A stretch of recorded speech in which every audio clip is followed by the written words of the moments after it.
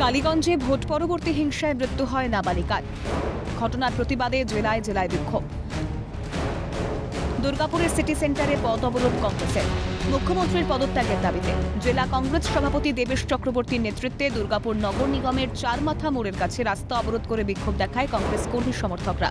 Police গিয়ে অবরোধকারীদের হটিয়ে দেয়।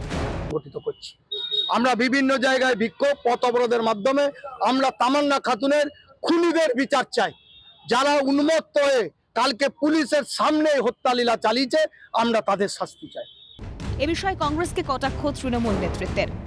আগে তো কংগ্রেস ছিল সিপিএমের বি টিম, এখন দুটো শূন্য মিলে বিজেপির পাশে বসতে দাঁড়াবার চেষ্টা করছে। যদি ওরা কোনো কিছু পায় তো শূন্যগুলো তো ভ্যালু হবে পাশে দাঁড়ালে।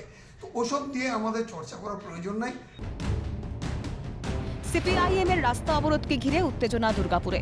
মঙ্গলবার দুর্গাপুর স্টেশন সংলগ্ন বাঁকুড়া মোড়ে টায়ার জ্বালিয়ে রাজ্য সড়ক অবরোধ করে বিক্ষোভ দেখায় সিপিএম।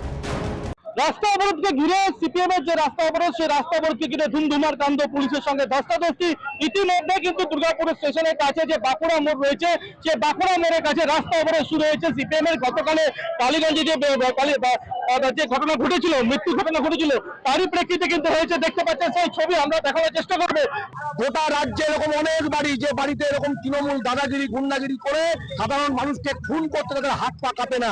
এরা আবার বড় বড় কথা বলে। এর অবিলম্বে এই সরকারের পদত্যাগ করা উচিত, অবিলম্বে পদত্যাগ করা উচিত। অনেক ঘটনা সমাজ বিরোধীরা চালাচ্ছে গোটা সরকার, এবং গোটা পাড়ায় পাড়ায় পাড়ায় পাড়ায় অন্ধকার গলিতে সমাজ বিরোধীরা ঘুরে বেড়াচ্ছে। সিপিআইএম ফের রাজ্যকে অশান্ত করার চেষ্টা করছে, পাল্টা তোপ তৃণমূল নেতৃত্বের। 34 বছর বিপ্লব করছে, ওদের বিপ্লব কে ধার ধারে? কি আছে ওদের? কিছুই তো নাই। গোয়ারা হারবে কাল কর্পোরেশন ইলেকশন হলে। এসব নাচ গান করে মাটি গরম করছে আর কি।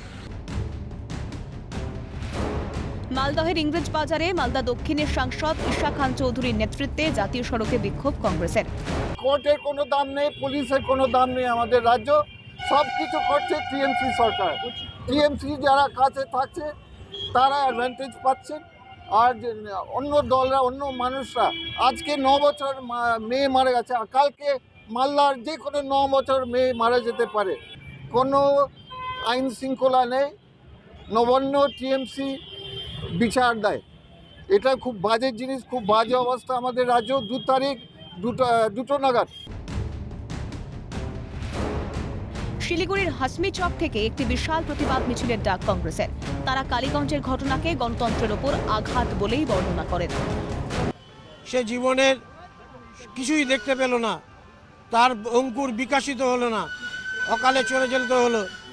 এবং এই ঘটনার সাথে যারা জড়িত আছে তাদের প্রত্যেককে গ্রেপ্তার করতে হবে, এই দাবি আমরা জানাচ্ছি। ভোট পরবর্তী হিংসার বলি হতে হয়েছে ছোট নাবালিকাকে। বুক ফাটা আর্তনাদ মায়ের। কবে থামবে এই নৃশংসতা? ক্যামেরায় সৌমেন্দু মজুমদারের সঙ্গে রাজেশ সেনগুপ্ত, সোমক লাহিড়ী ও পার্থপ্রতিম দাসের রিপোর্ট, ক্যালকাটা নিউজ।